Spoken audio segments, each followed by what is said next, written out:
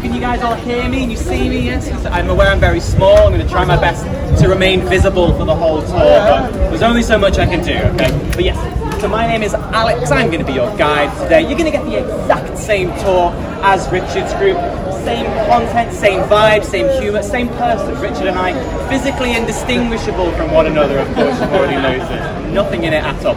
So, we're going to start here, and well, we're going to talk about the Potter Trails. It's a magical walking tour of Edinburgh's old town about the Harry Potter books. Do we have some big Harry Potter fans amongst us today? Carefully raise your hands. I don't want anyone's eyes going out. Yes, good stuff. So we've got a big Harry Potter fan over here. Is anyone not a Harry Potter fan? This is an interesting question. Hands up. So I find with this question, people's hands don't go up so much as point at the person in their group who is not a Harry Potter fan. So you are maybe our single Okay, that's fine. I would still class you as a fan. Okay, well there's something for everyone, the biggest nerd to the, you know, someone who doesn't even know what Harry Potter is. But maybe you can be my project, so by the end I will firmly, you know, transport you into the nerd camp by the end of the tour. You accept? Yes. Alright, so I'm going to be checking in on you periodically. What's your name, sorry? Rob. Rob, I'm going to be checking in on you as much as I remember. So maybe that'll be a lot, maybe that won't be a lot. Okay, so we are going to learn all about how important Edinburgh is to Harry Potter. So you guys may already know, J.K. Rowling moved to Edinburgh in December of 1993 in order to complete the first Harry Potter book, okay? She originally had the idea for Harry Potter in 1990 on a train stuck between Manchester and London. While the train was broken down, she was staring at a field of cows, and while staring at these cows, the idea for a boy who was a wizard but didn't know it and who went to wizard school popped into her head fully formed. So 3 years before she'd ever come to Scotland, but in 1993, in December, she came here and she set herself 1 year in order to complete the Philosopher's Stone. She did indeed do this, and by the beginning of 1995, she had completed the first Harry Potter book. J.K. Rowling has lived in Edinburgh ever since, and I'm going to be pointing out just how inspirational and influential the city has been to every single one of the Harry Potter books. Now we've already... Thank you. Okay. So that's an example of what to do whenever I do anything vaguely impressive. Just for a round of applause, please. Thank you. Okay, so we've already mentioned Greyfriars Kirkyard, where we would normally begin. Now, luckily for us, even though I can't show you the graves of the famous people whose names feature in Harry Potter, there will be numerous other points around the city with connections to them, so we're just going to discover them in a slightly different way. But the reason we would normally start in Greyfriars Kirkyard is that J.K. Rowling spent a lot of time in that graveyard when she first came to Edinburgh, and she said a lot that she gets specific inspiration from graveyards and gravestones. So we know that she's soaking up a lot of inspiration and these famous names when she was in the graveyard. But then we're also going to take you around the city and point out some very, very sights that are both visually reminiscent of things in Harry Potter, as well as things that actually would have inspired J.K. Rowling in some way, shape or form. Okay? So yes, go and you go. Oh, we've been disarmed already. There are many evil wizards that play around here. So your wands, okay? Did you all hear that spell at the beginning, by the way? I know some of you didn't quite hear it. The spell was Rossio Lumos. You'll notice I did a rolled R there, because this is a new skill that I've just acquired. A couple of weeks ago, I literally just went for it, and previously I did not roll my R's. But then literally I was just doing a tour, and I thought, maybe I can today, and I could. So the rolled R is perfectly optional for you guys, but I am going to be trying to use it as much as possible. But Rob, here we go. Thank you. But yes, totally optional. Yes. What if we spell the wrong? What if we do the spell wrong? Then we will be trapped on one side of the road for the rest of time. So it is very important that you get the spell right. You know, even if you botch the spell completely, just like Harry botches the old flute powder Diagon Alley business, you'll eventually find your way there. But I don't know, it might take us on a detour. Okay, so without further ado, guys, follow me just over here, and we are going to try and do that spell. So it's Rossio Lumos. Wands out. Lumos. Tappu chepte traffic jam aitadanta. Chusko. Tappu cheppuko traffic jam aitadi. Guide వెళ్ళిపోతుంది పద పరిగెత్త. Rossio Lumos.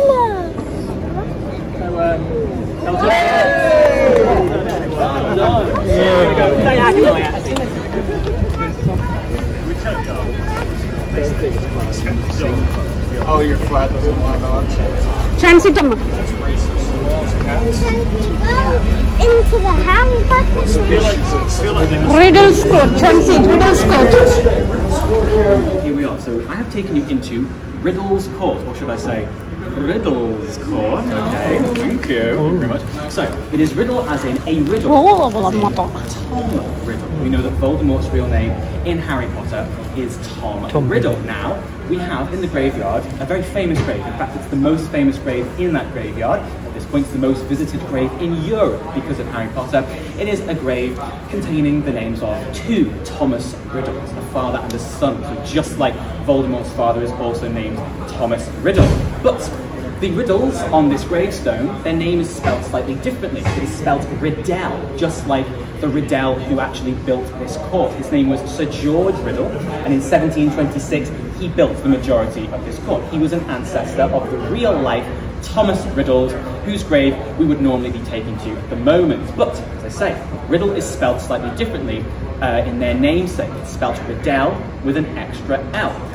So, for the first points of our house point competition, well, we are going to have a house point competition on the tour today. I'm going to ask you guys questions and award you points for correct answers. Would anyone like to guess, with their hands up, I should stress, why the spelling of Riddle might be different, i.e. with two L's, on the gravestone that it is in Harry Potter? Hands up, why might the spelling of Riddle be different? Yes? So, like, in Chamber of Secrets, it works out when it's changed to I am Tom Marvel Riddle.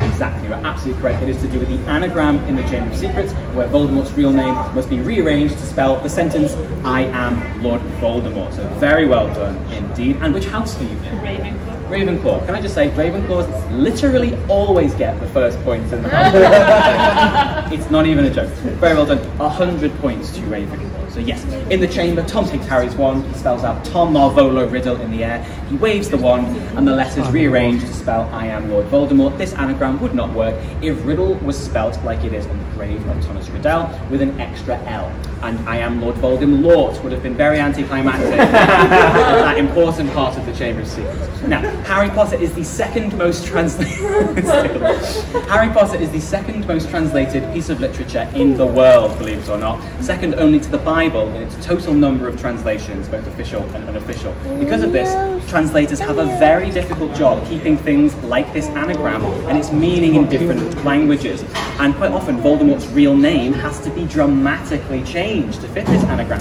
And my favourite example of how Voldemort's real name has been changed in another language is actually in French. Do we have any French speakers in the group today?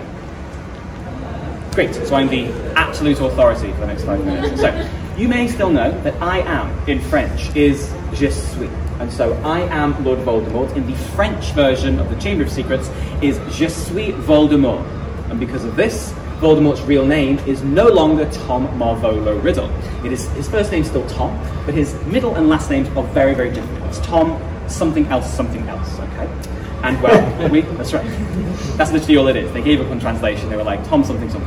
But no. So his real name in French now needs to have a J in it, for example, because je has a J. Do you understand? Do you follow? So, for 10 billion house points, would anyone like to guess what Voldemort's full real name is in French? And if you're feeling shy, by far and away the most popular answer to this question is Lord Voldemort.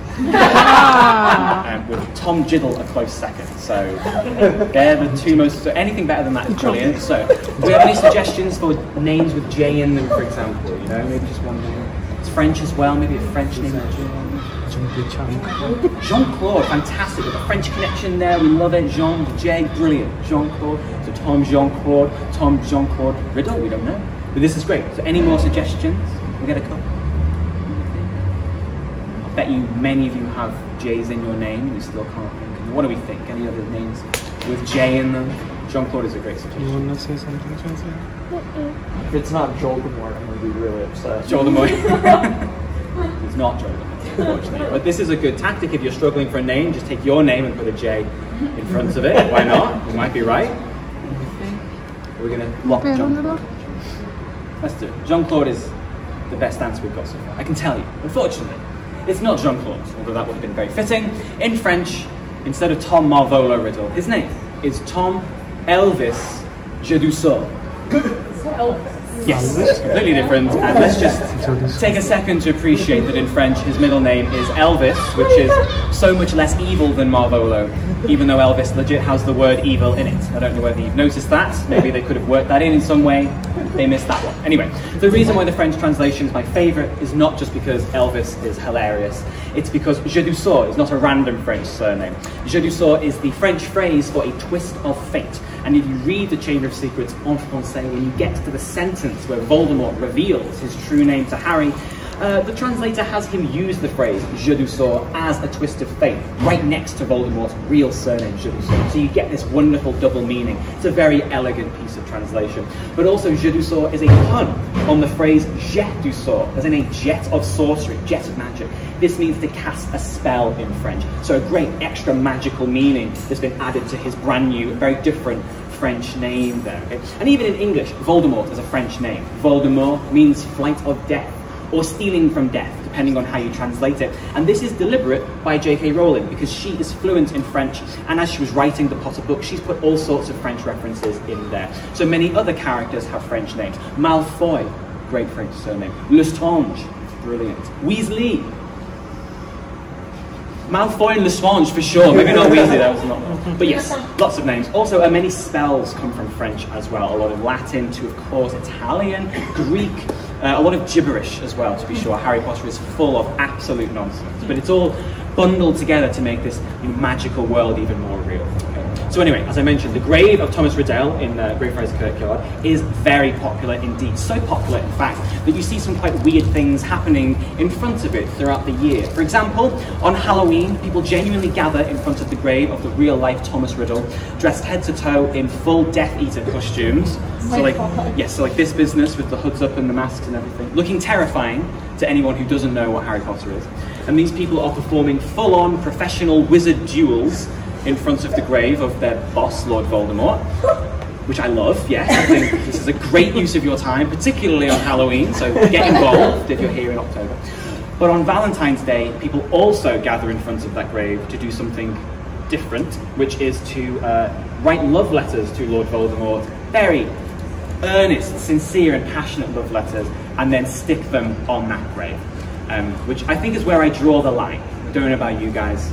I think this is weird behaviour, given what we know about Lord Voldemort. Also, should say, he stresses repeatedly throughout the Potter series that he cannot feel love. So these people clearly not super fans, otherwise they would have A, noticed that, and also maybe paid attention to all of the evil things that Voldemort did. I do not know.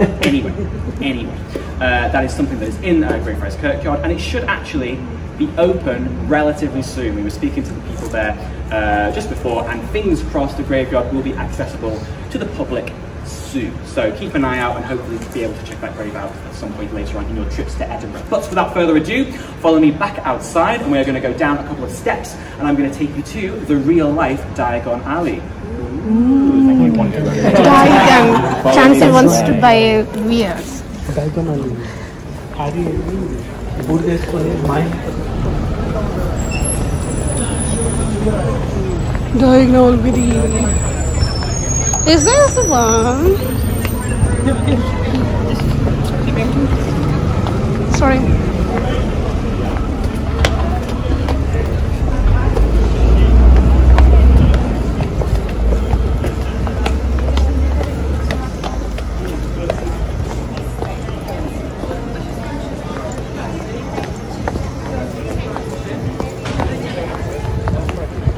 Ah, Chancey, we are going subway. Going down, yeah, kind of. They look like subway steps. So down.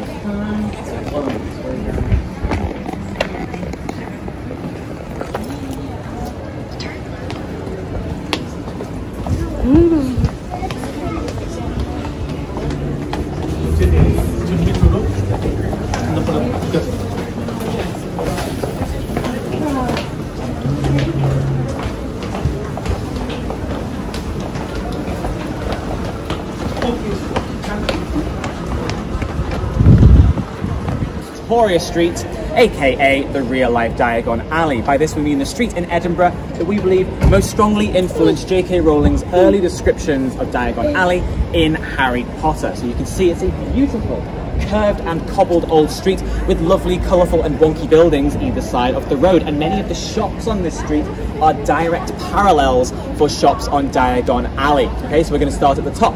You can see just up there is a green shop to begin with. It's behind those big brollies. This is an old book and map shop that's been there for many years. It's called John Kay's, just like Flourish and Blotts.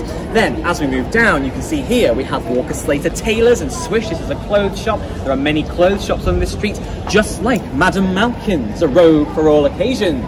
I did not get mine here though. I got mine from eBay. Now, over here, you can see we have an old pub called Finnegan's Wake. This has been here for a very long time. Just like the Leaky Cauldron, next to it is a very new fish and chip shop called Bertie's Proper Fish and Chips. So this was definitely here after Harry Potter had been finished, but of course we know that Bertie Bott's Every Flavour beans would do an absolutely delicious, brackets slash maybe actually gross, fish and chips flavoured bean. Me personally, I'd be all over that. Don't know about you. Anyway, absolutely not over here. Okay. If you continue down this way, which we will shortly, we have several Harry Potter souvenir shops. There's one called the Enchanted Galaxy, which is fine. And then there is also, over the road, another shop, which I've got more to talk about, called Museum Context. It is a beautiful orange-painted 3-story building with gold writing in all of its windows and lovely trinkets filling every nook and cranny. It really feels like a fantastic Diagon Alley boutique. But before it was my favourite Harry Potter souvenir shop in Edinburgh, it was another very important shop, Robert Cress's brush shop. For many, many years, Robert Cresser made handmade brushes and brooms. I literally mean Quidditch brooms that he would prop up outside of his shop, just like quality Quidditch supplies. And he also made smaller, wand-sized brushes, which he'd store in long, dusty boxes and antique wooden cabinets, just like how Mr. Ollivander might store his wand. So maybe Robert Cresser helped inspire 2 shops, not just one. Of course, his shop's no longer there, but Museum Context absolutely treasure this connection. They put a blue plaque just outside their shop explaining the heritage that they have inherited, and they've also kept many of his antique brushes, brooms and furniture on display inside. So if you go and have a mooch around, you actually get a real sense of the shop that was there before, and this is something I really, really value.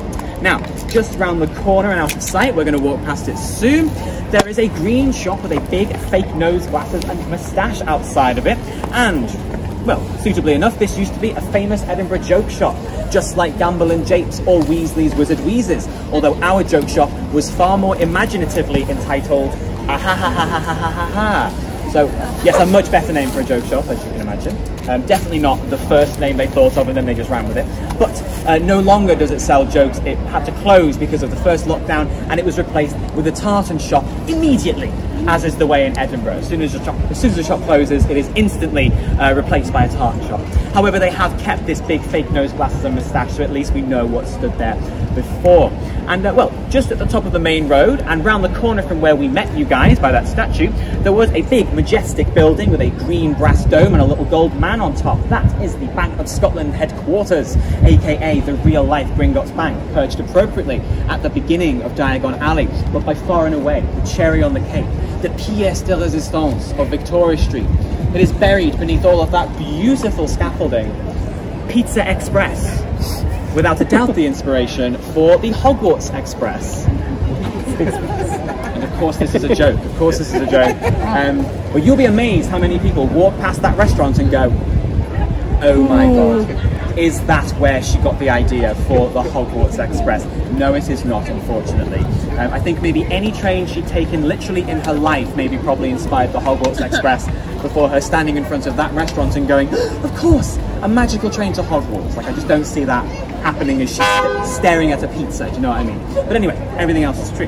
Now, as we walk down the street, you'll get a better sense of its curve and its cobbles, and there are several streets around the UK that also claim to be the original Diagon Alley. For example, the Shambles in York and Cecil's Court in London. Both of these are beautiful streets, but J.K. Rowling has denied that either inspired Diagon Alley. And as far as Victoria Street's concerned, she's been comparatively quiet about it. And, well, even though I'm confident she had the original idea for the street before she came to Edinburgh, like she did with many things in Harry Potter, and when she first moved here in the early 90s and was, well, writing the first book feverishly in that 1-year deadline, she did a drawing of her earliest idea of Diagon Alley. She's published the drawing online recently, and we can now see that her earliest image of Diagon Alley looks uncannily like the view of Victoria Street from the bottom. So the curve is the same, the cobbles are the same, the way the buildings lean into the frame is the same. And if you guys want to follow me this way, I will take you to the very bottom. You can have a look up and see just how beautiful a view that is.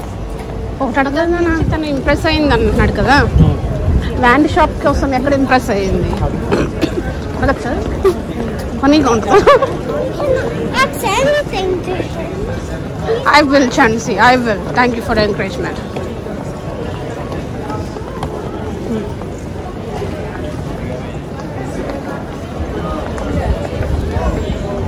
బయటకు వచ్చేసాం ఛాన్సీ, డయాగన్ area నుంచి. డయాగన్ area నుంచి బయటకు వెళ్ళిపోతున్నాం.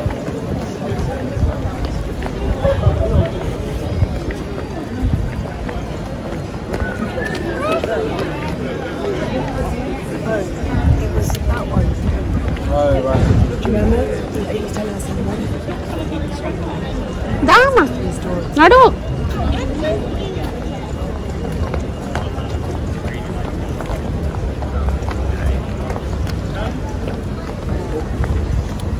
Okay guys, you want to continue coming this way, but if you want to turn and look up there, this is the view that I'm talking about. Are you eating there first? What one did you just get? Vomit. A vomit flavoured bean has just been consumed. It is disgusting, isn't it? I think the earthworm one is my least favourite. I know it's not a real earthworm, but it tastes like a life, do you know what I mean? I don't like it. Okay. So, if we look up the street this way, this is the view that we are talking about. This beautiful view.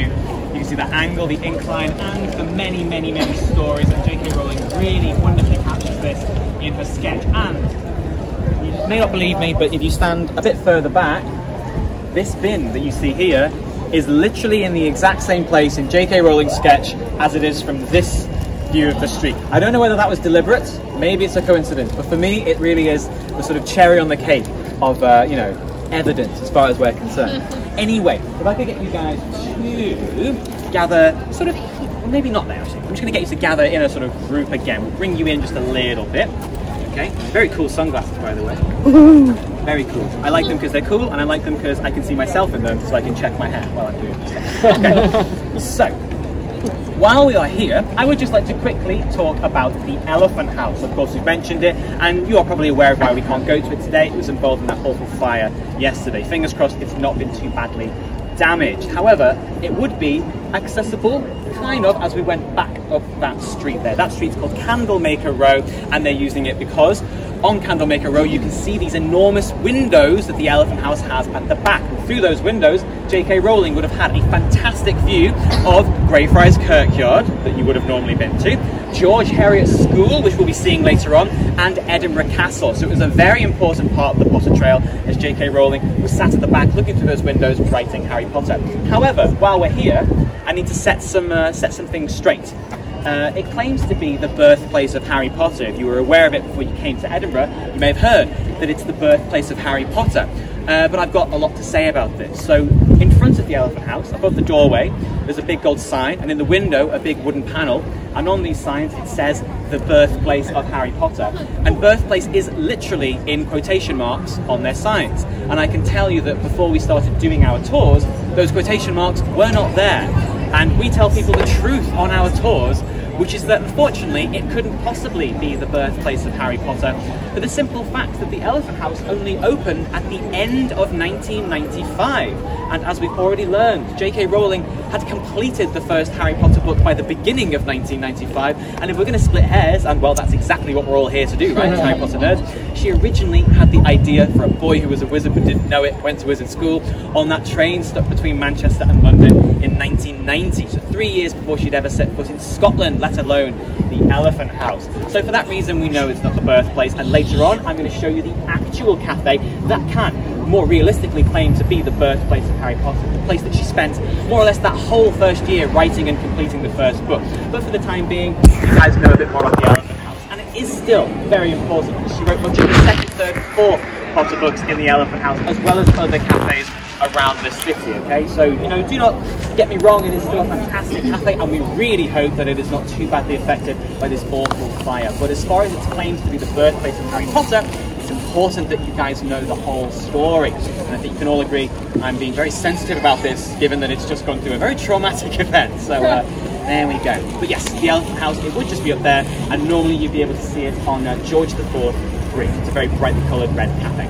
Now guys, follow me just down this bit of Edinburgh here. It's called the Grass Market. Question. She does actually. She lives in a suburb called Barnton. I'm going to talk about Barnton later on. So yes, you have a question? What inspired J.K. Rowling for the van shop? The one shop, Ollivanders. Yeah. So we think in terms of Edinburgh, it might have been Robert Cress's brush shop, because his brushes would have been one size. He would have stored the brushes similarly to how Ollivander would have stored his one. So that's the closest we can say. Other than that, I'm sure, you know, some invention was involved on her part. We don't have a one shop in Edinburgh that I know of. Anyway, yes, follow me this way. I'm going to take you up a very lovely street called the Vennel, and we're going to have a great view of Edinburgh Castle. It's going to get quite busy, so you just look out for me. I'll try my best to remain visible.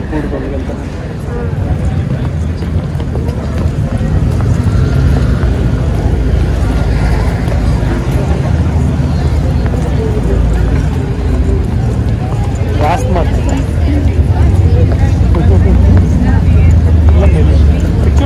ఒక్కసారి చూడడానికి ఎదరికి వెళ్తూ చూడడానికి ఒకసారి photo తీస్తాను. Really pretty sights on this new route on the tour, so you can take advantage. Okay?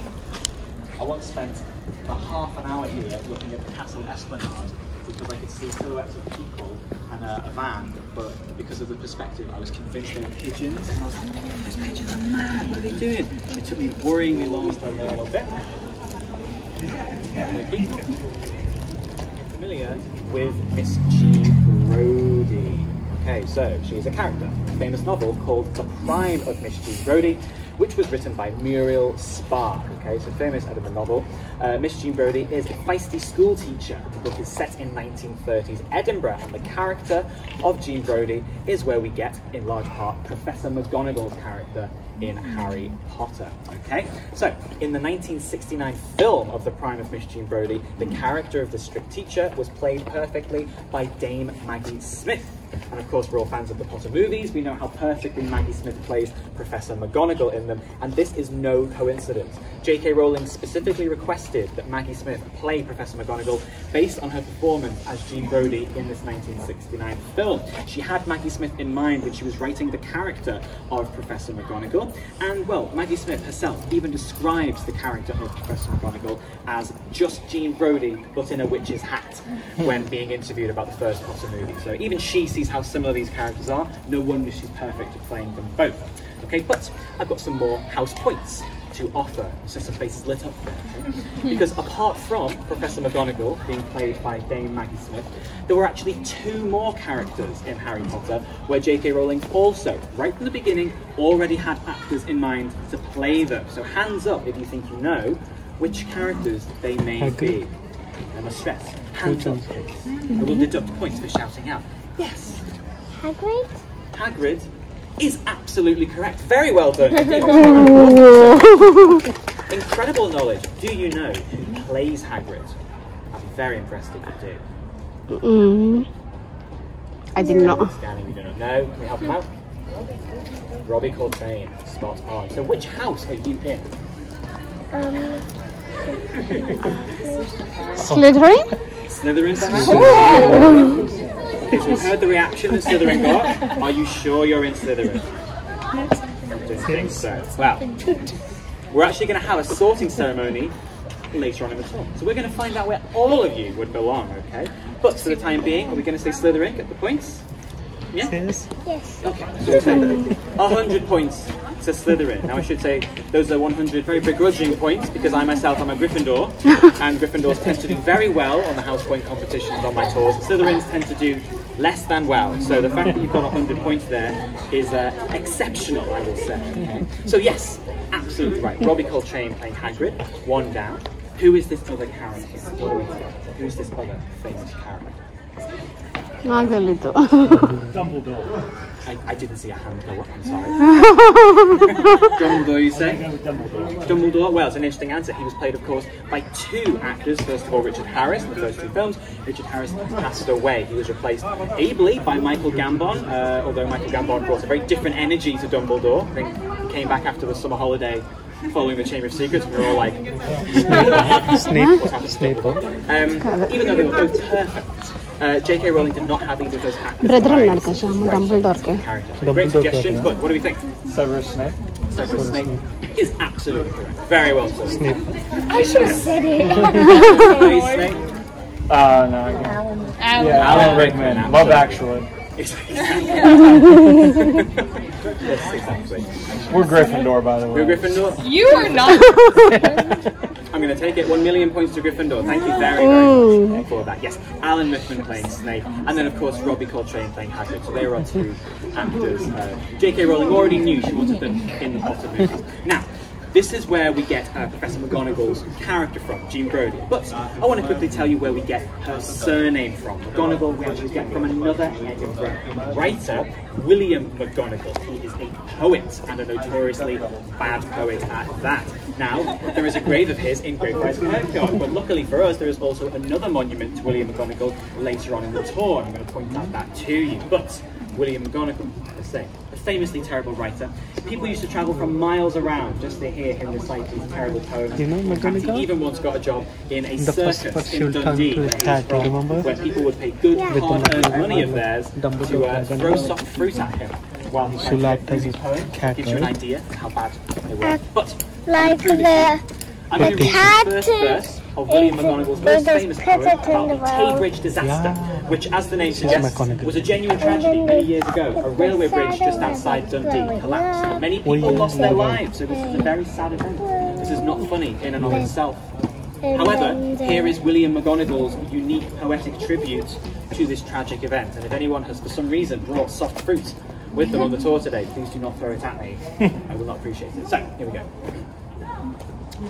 Oh, beautiful railway bridge on the silvery Tay. Alas, I'm very sorry to say that 90 lives were taken away on the last Sabbath day of 1879. That will be remembered for a very long time. Very well done. Very well done. Spider ki pedtadu chance last row. We'll try and get a plaque you guys put up just here. Okay, so yes, that's the caliber that we're talking about. And, McGonagall. don't feel like you need to read any further than that. Genuinely, that was the terrible start to what is a very long poem. It is an enormously long poem, and it just gets worse from there. So spare yourselves that. Okay, but nowadays we think it was somewhat deliberate. He was aware that he was writing bad poems. He was probably an early comedian or performance artist. Okay, so a shrewd businessman. Yes, he knew he was earning a lot more money performing these bad poems, but also he was a bad poet, and that is how he's been remembered. So I will point out the monument to William McGonagall. It marks the place where he passed away. It's later on in the tour, but for the time being, we're going to head up the last few remaining steps, and I'm going to show you George Heriot's School, which is another connection that we have to Hogwarts, and we are going to have to cross the road another time, maybe even use that spell. So remember, the spell is Rossio Lumos. Rossio Lumos. What is where we live? Maybe now she will show the she or he.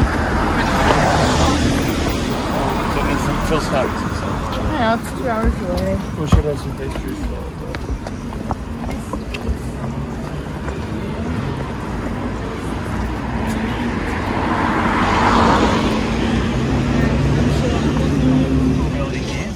Building, but we're going to be talking about George Heriot's School, okay? So it's just over there. Hopefully you've all got a wonderful look at it as we did that weird U-turn there, which might have baffled some of you.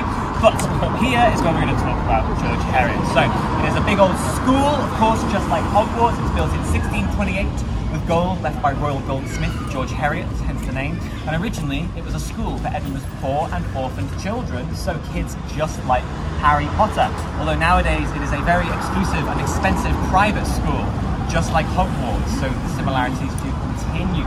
But but it is a fantastic school, of course, and as I mentioned, it is a big square castle with 4 turrets, one on each corner, one for each of the George Heriot's houses. And the weird thing is, the house colours of George Heriot's match the Hogwarts house colours, but they've got random names completely unconnected to the Hogwarts houses, so when I read them to you, you will not know which one matches which. And that is how our sorting ceremony is going to work this afternoon, okay? So I'm going to read you guys the 4 George Heriot's houses, and I want each of you individually to pick which one you would like to be sorted into, and then I will reveal, alright? Fighting off something invisible. Rob's being confunded by something. I love that. Whenever anyone does anything weird, I'm like, you being confunded? And everyone's like, ah, Harry Potter. But yes, so I'm going to read you the 4 George Heriot's houses. You're all going to pick individually which one you would like, and then I shall reveal which Hogwarts house that matches, and we're going to find out how we're going to be sorted that way. Does that make sense to all of you? Now, for those of you who already know where you would go, you've got somewhere to aim for, of course. And if you don't know, you're going to find out for the first time. But wherever you all end up, even if it's dramatically different, this is permanent and legally binding, just so you're all aware. Okay. The 4 George Heriot's houses are Rayburn, Castle, Lauriston, and Greyfriars. Okay? I'll say them again. Rayburn, Castle, Lauriston, and Greyfriars. So I'll let you guys have a think. Some of you already discussing. This is absolutely fine. Give you a moment or two to choose. Once you've chosen, please give me a thumbs up so I know you have to pick. Can you repeat it for the person who will not pick? I've got Rayburn, Castle, Lauriston, and Greyfriars. Okay? Yeah. I like when people take this seriously, so you know, no shame. When you picked, give me a thumbs up so I know.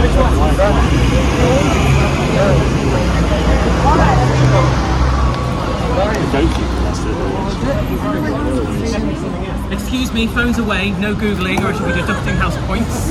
He was going to do this a second ago. Excuse me, no Googling. Take them away from Gryffindor. Lies. It's not his fault. That is the worst excuse for Googling something I've ever heard. It's not my fault. It just magically appeared in my hand. I'll look at the answer. No. Right. Did you Google where they were? No, not at all. Are the kids at George Heriot's allowed to use phones? No. Right, so we've all... Okay.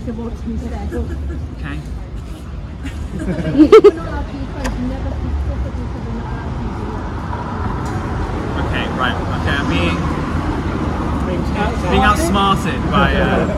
I don't like being outsmarted. Okay, right. No Googling, no cheating. Right, so we've all picked? Yes. So, we'll do them one by one. Did anyone pick Rayburn today? Hands up if you picked Rayburn. Any Rayburns? 1, 2, no? 2, 3, 4. 4 Rayburn.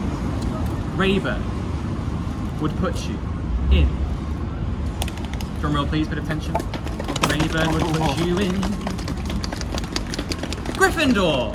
Rayburn is Rayburn is red like Gryffindor for all of the brave children. So congratulations, 4 brave people on the tour today. Welcome to my house. Next, we'll do Castle. Hands up please if you picked Castle today. 1, 2, 3, 4, 5, 6, 7. Castle would put you in. We are going to do this 4 times. Castle puts you in Ravenclaw. There we go. Castle is blue.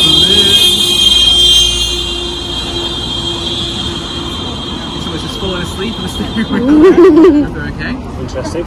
Or maybe a very, very, very proud castle that's just driven past. Castle blue like Ravenclaw for all of the clever children. So about 8 clever people in the group. Oh, yes. Okay. Now it gets tense. Next we do Lauriston. Hands up if you picked Lauriston. 1, 2, 3. What did you choose? 5. What did you choose? Just to confirm everyone else, Greyfriars. Castle. Your Greyfriars today. 1, 2, 3. Okay. Lauriston would put you in Slytherin. I love that sound. Lauriston. Good Samaritan over there. Say that. What is it? Slytherin.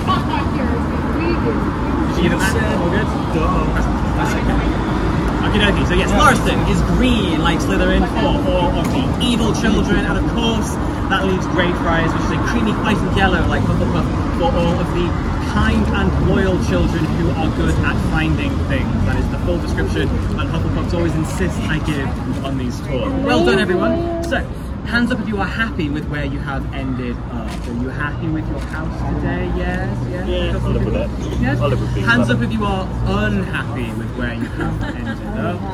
Okay? And the rest of you just pretty zen about the whole affair. The events of Harry Potter will pass you by as you were studying for your exams, okay? Don't worry though. I was joking when I said it was permanent because of course Harry himself was also almost sorted into the wrong house. He was almost sorted into Slytherin, but he was a clever boy. He knew how important it was for the Harry Potter story that he be in Gryffindor. They would have been very different books if he was in Slytherin. So he argued with the sorting hat and changed its mind, and of course was put into Gryffindor. And you guys can do this too. If you feel that this was wrong, just argue and argue and argue until you get the result that you want. I think this is very much the healthiest message that we can take from Harry Potter. Never take no for an answer. Okay, now, some people say George Heriot doesn't look that much like the Hogwarts in the films, and I would agree, and well, Harry Potter was not shot in Edinburgh, I should say, but details from the city found their way into the movies by way of the researchers coming to Edinburgh and looking for inspiration for designs in the films. One thing that you might notice on these buildings a lot more are all of these big pointy conical roofs. So these cover the Hogwarts in the movies, and of course they are here in abundance in Edinburgh, and they're not present on George Heriot. These roofs are something from the Scottish baronial style of architecture, which sounds boring, but basically it comprises largely those witches had turrets and this triangular gabling, and the designers of the Hogwarts in the films borrowed this from Edinburgh when they came here looking for inspiration. But as for it being shot in Edinburgh, this is not the case. But just like with Diagon Alley, when J.K. Rowling first came to Edinburgh and she was sponging things up and writing that first book and spending a lot of time in the graveyard, she did a drawing of her original idea of Hogwarts, published it online recently, and we can now see her earliest idea of Hogwarts is indeed a big square castle with 4 turrets, one on each corner, one for each of its houses. It has a big central clock tower, just like George Heriot's. She drew the gardens around Hogwarts, and they match up to the George Heriot's gardens very nicely indeed. And I've already mentioned the great view she would have had of the school from the back of the Elephant House and the graveyard. So there we go. We know that it was definitely at the forefront of her mind, even though she knew about Hogwarts before she came to Edinburgh. Okay guys, with that, we're going to head back down this street. We're going to go past Edinburgh Uni's central campus, and we're going to begin to wrap up the tour.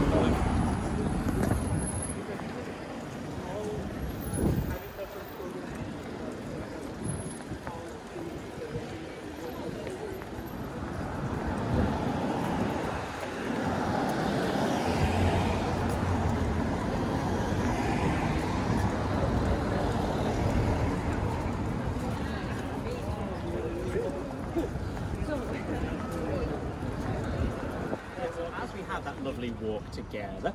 We walked past a Potter Row Student Union and a Potter shop. There was also a cafe beneath that Student Union called Barristo, but before it was Barristo, it was Potter Coffee. And of course this here is the Potter Row port, so Potter all over this part of town, of course called Potter Row. And well, you guys might be wondering if Potter is where we get Harry's last name from. That would make complete sense. And guys, how satisfying, slick and impressive would my tour be if I could tell you that it is where we get Harry's last name from? Unfortunately, I cannot. It's not where we get Harry's surname from. We actually get Harry's last name from childhood friends of J.K. Rowling. So when she was very young and growing up in Gloucestershire, I believe her over-the-road neighbours were 2 children named Ian and Vicky Potter, and she loved them. She would play with them all the time. They were her best friends growing up. And then when she was much older and she was writing this book and thinking of a name for her protagonist, she said she always knew that she somehow wanted to use her friend's surname, and so she knew it would be perfect to use as the surname of her protagonist. And I think this is really, really lovely. As for the name Harry, she simply said that Harry is her favourite boy's name. And of course, she does have a son, and her son's name is David. So I don't really know what's going on there. No, I'm kidding, of course. I think we can all guess why she probably didn't want to name her son Harry, given how popular the books became. But still a joke worth making, I think. But that's the story of Harry's name. And if you're wondering why this part of town is called Potter Row, in medieval times and around then, this was the part of Edinburgh where people who made pottery lived. That's literally where we get Potter Row from, as is the way with so many things in the past, because people people made pots here. But J.K. Rowling studied at Edinburgh University.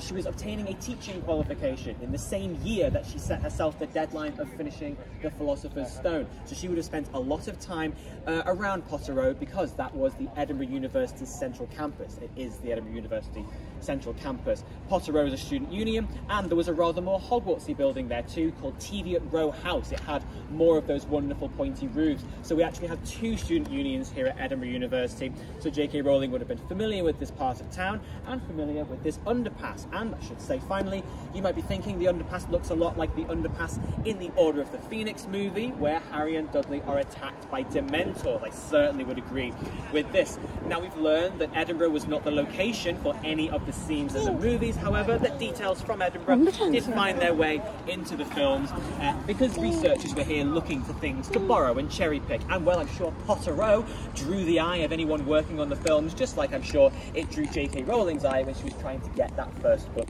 finished. So maybe there is some connection. And if you're a real nerd, you might remember that this attack by the Dementors in the 5th book, rather than the film, in the book, the attack happens in an alleyway between two houses round the corner from Privet Drive, so a very different location to this underpass, and it was then a conscious decision to set that scene in the movie somewhere that looks so much like this underpass. So maybe there is a connection after all, we do not know.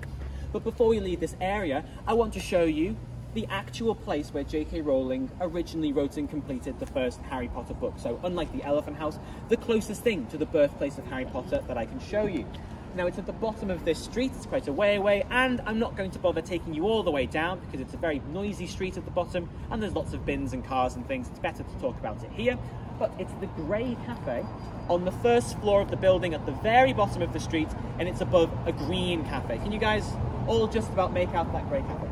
So that is called the Nicholson Cafe, and that is the premises where J.K. Rowling spent most of her time when she was writing the first Potter book in the early 90s. Now, back then, it was also called the Nicholson Cafe. It's changed hands numerous times, but in the early 90s, it was owned by J.K. Rowling's brother-in-law. So her sister Diane, who was the reason that she actually moved to Edinburgh, Diane's husband was a man named Roger Moore. But not that Roger Moore, please calm down. And Roger Moore's business partner was a man named Dougal McBride, and together they owned the Nicholson Cafe and would be giving J.K. Rowling plenty of free copies while she wrote the first book.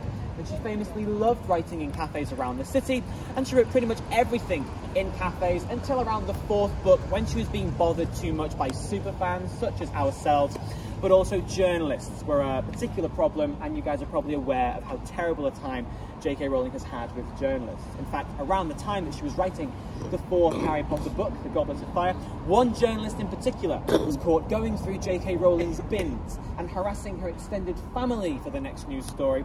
That Rowling, quite rightly, got sick of this and took matters into her own hands, and she punished this journalist by turning them into a particularly foul character who we meet for the first time in Harry Potter and the Goblet of Fire. Hands up if you think you know which character this might be. Rita Skeeter is absolutely correct. That horrible journalist working for the Daily Prophet who we meet in the 4th book is based on this real-life journalist. Which house were you in? Slytherin, so minus 1,000,000 points to Slytherin. Indeed, yeah, I changed my mind, I'm sorry. Yes, but you were absolutely right. Very well done.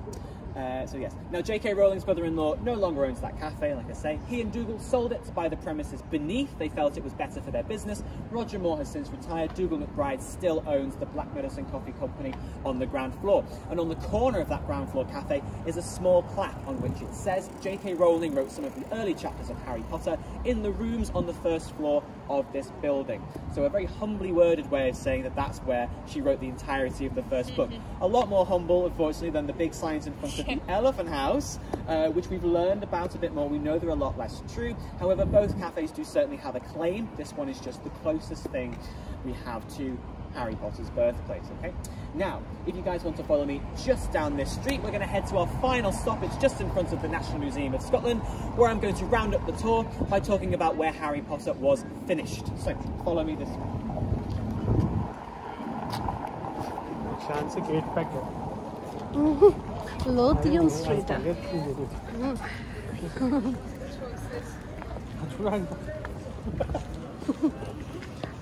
Talk about Kurelbo.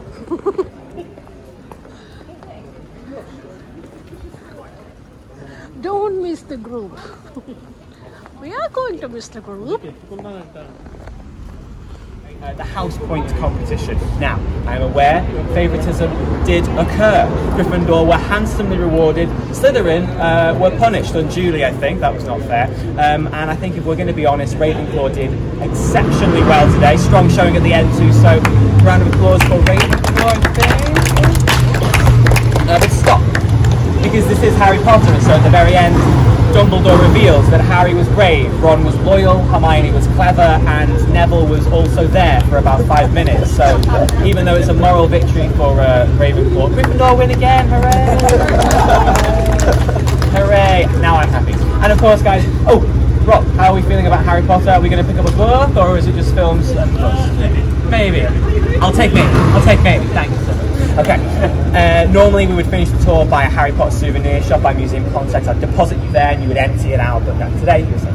But yes, and now is the chance for you guys to leave a donation of what you thought the tour was worth. And once again, we recommend somewhere between £10 and £15 a person, £10, £20 a person. That's the average of Edinburgh, but anything that you guys can afford or anything that you think my tour today was worth would be gratefully appreciated. We do, of course, accept cash, and I would normally have a card reader, but I forgot it today. However, what I can do, we're living in the age of QR codes because of COVID, and I can provide a little QR code, which means you can use your phone and your contactless to pay that way. So if that's more convenient for you guys, that is absolutely an option. But once again, guys, thank you so much. And then yes, any donations go through to Steve. Thank you.